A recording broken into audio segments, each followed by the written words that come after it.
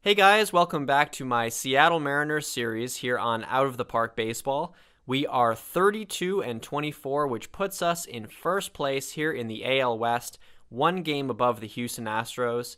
Certainly, it has been a bit of a rocky start. You can see in April, we did really well.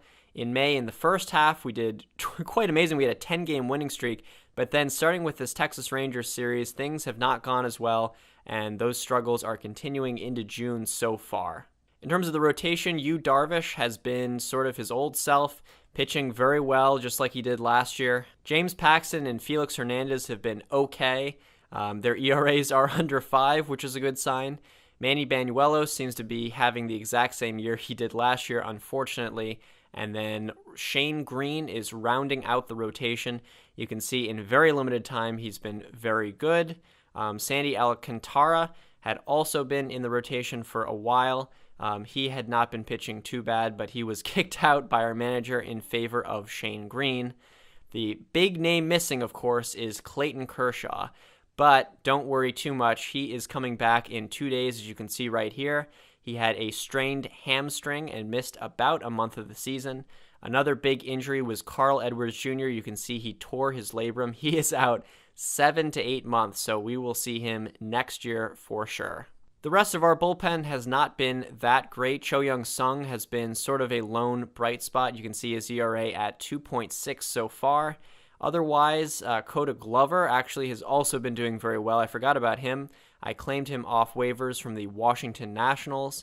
Unfortunately, other people like Pedro Baez, who you saw I also claimed off of waivers, he had been doing well for multiple seasons back, but unfortunately this year just has not been able to put it together in his first 15 innings. Offensively, the story has been Rafael Devers. You can see that he is on pace to have 34 home runs, hitting almost 300.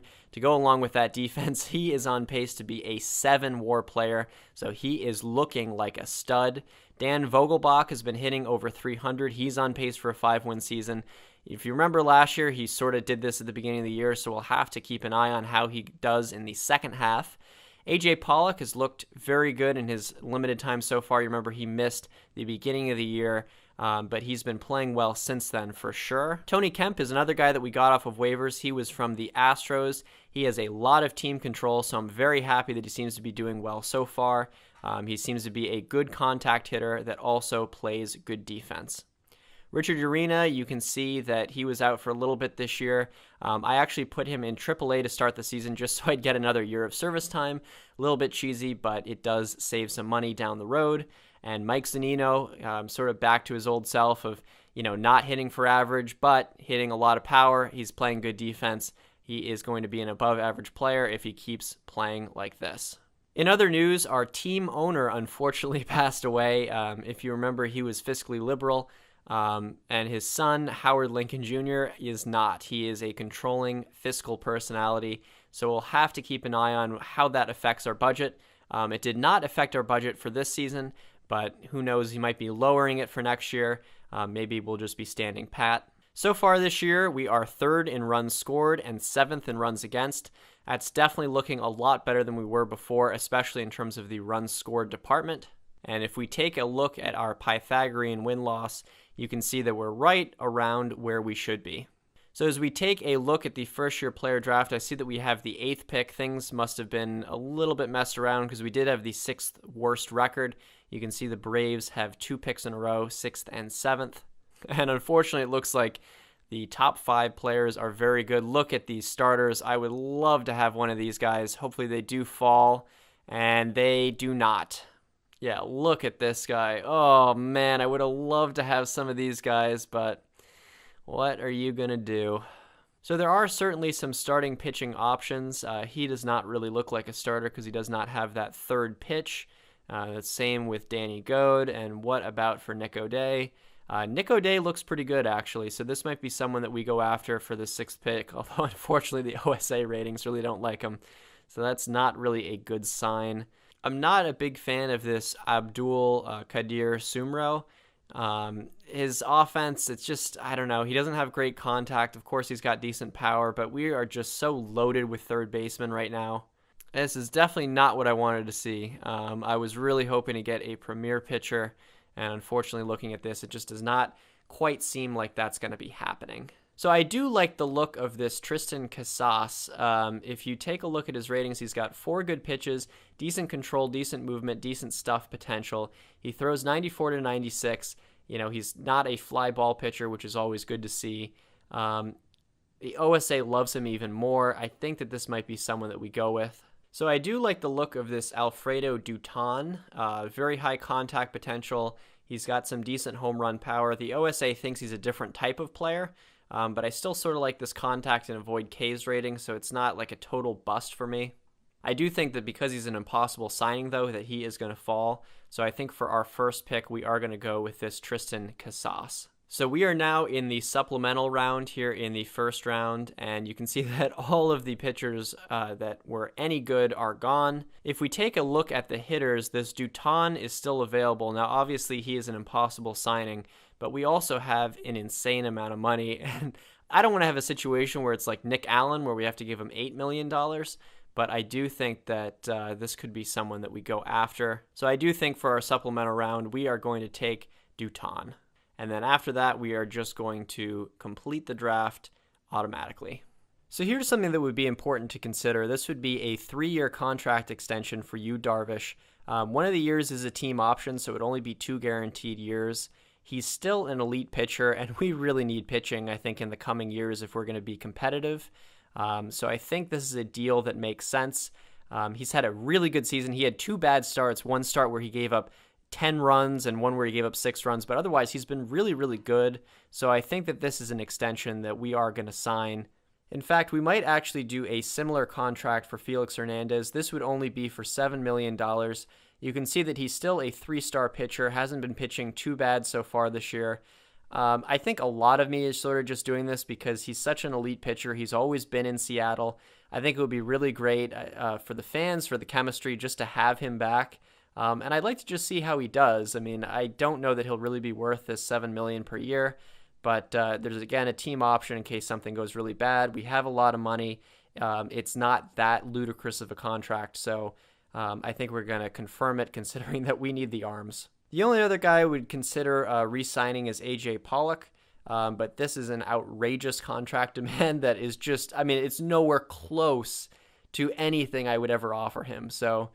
Clearly, we're just going to wait till the end of the season, but maybe that's someone that goes to free agency and we sign him cheap when no one really offers him a contract.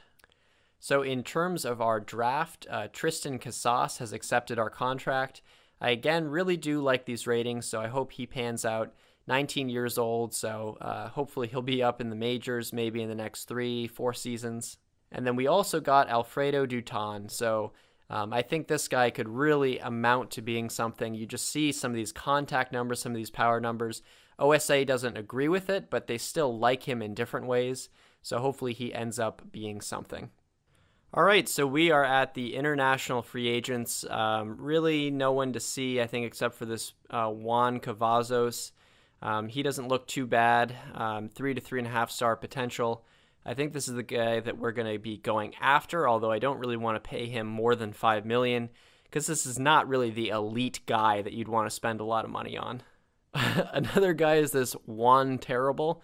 He does have 5 pitches and his stuff, I don't know, he's okay. He could be someone that we just sign for the heck of it. And in fact, I really like how much the OSA likes him, so maybe this is who we go after. All right, so we're negotiating with the Basher, Juan Basher, and we're going to immediately give him this $5 million because that is the amount that we wouldn't get any penalties for. I doubt that this is the offer he's going to accept, but let's see. All right, so Juan Cavazos already wants more money. That's not something I'd really want to do. So we're going to take a look at this. What was it? Juan Terrible? Yeah, let's see what Juan Terrible is looking for. So right now he is sort of around that $5 million mark as well. All right, so we're going to submit that $5 million offer and see what comes of it. So even Juan Terrible wants more money. Again, that's not something I'm willing to do. There is this Luis Ceballos. He has absolutely the worst discipline I've ever seen. But the OSA doesn't think too badly of him. And even if he had 70 contact and 70 avoid K rating, it's something that I'm intrigued with. He really doesn't want any money, so I'm just going to blow him out of the water. 1.4 million. Let's see if he likes that. Then there's this Raffaele Gibelisco, whoever he is. He doesn't look too bad, so I might offer him a contract as well. Maybe I'll do 3 million, which would put us at sort of 4.5, and that's probably the limit that we would want to go. So we do sign Ceballos, so that is exciting. He's someone that we'll definitely have to keep an eye on. He is certainly a unique player. So unfortunately, Raphael wants some more money, and that would put us over the 5 million limit, I believe, if we signed him. So unfortunately, we're not going to be able to get Raphael, even though he looks like not too bad of a player. Maybe we try and sign Jorge Morales. I don't really think he turns out to be anything, but I don't know, 2 million. I mean, we've got 2 million. We're not going to use it if we don't sign him, so let's just use it. So we're at the All-Star game. I don't know who won because I can't click on All-Star game, and I also never got an email about who won or who was picked or anything. I don't know if I'm just like missing this, but like let me know if you guys know how to find that, because I found it the first year. It was easy, but now it's like 2 years in a row that I just can't find the All-Star email. I will say, though, that Clayton Kershaw was an All-Star. No surprises there. He's been doing pretty well for us so far. All right, so we simmed ahead a little bit to July 27th. Currently, we are 56 and 46. We're one game out of the division behind the Houston Astros. You can see we've lost a lot of close games, lost 2-1, 4-3, 4-3, and then we won 5-4.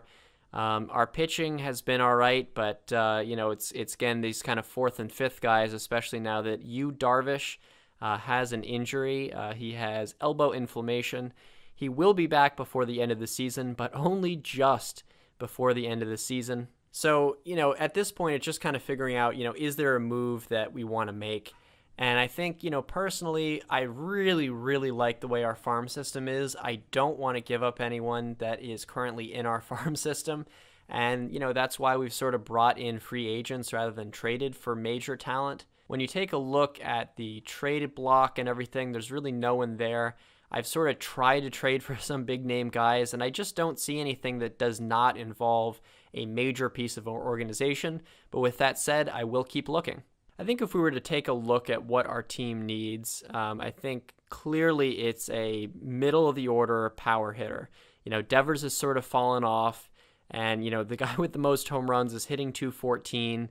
I just don't see, a number 3 superstar hitter on this organization right now, and I do think Devers will become that, but he's just not there at the second. So in terms of looking over the various trade possibilities, there were some funny ones.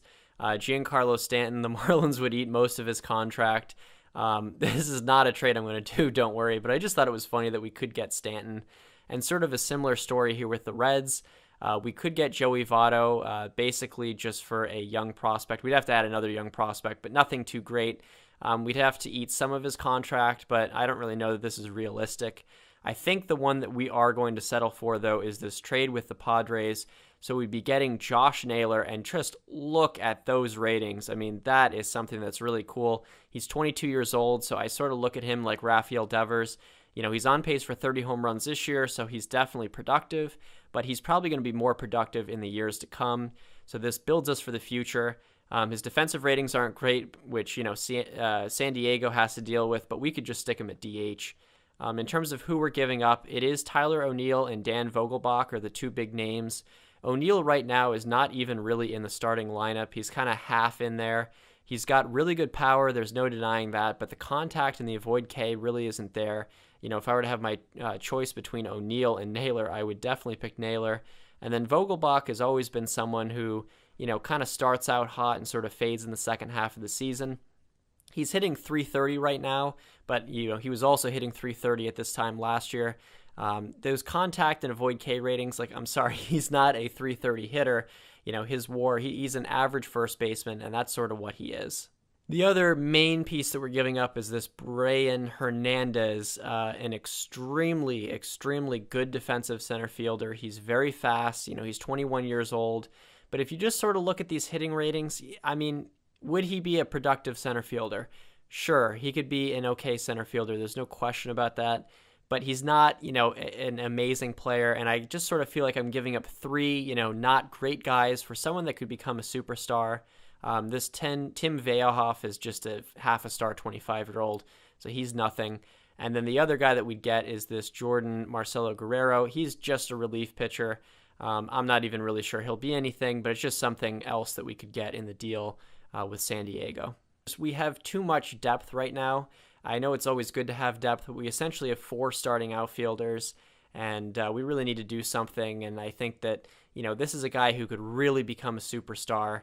And, the OSA also really likes him. They think he's a 5-star first baseman. So I think that this is a trade we are going to do.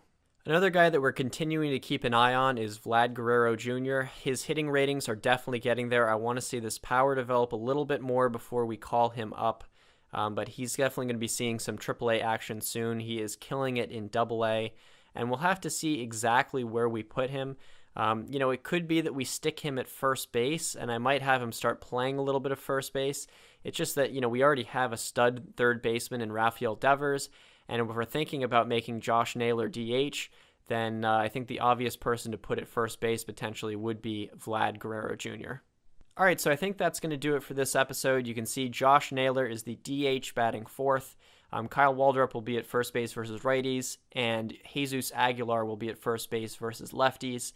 I feel pretty good about this team. I still think we're a very young team. We're developing, but we've got some really good talent coming up. And I think pitching-wise, we're going to be okay the next couple of years. Hopefully Hugh Darvish, doesn't keep getting injured like this. But, we got Kershaw at the top of that rotation. We hope Jose De Leon has a nice kind of last third of the season. Hugh Darvish would be back for the postseason if we make it. And certainly I will have a September episode if things get too close. But that's going to do it for now. Thanks for watching.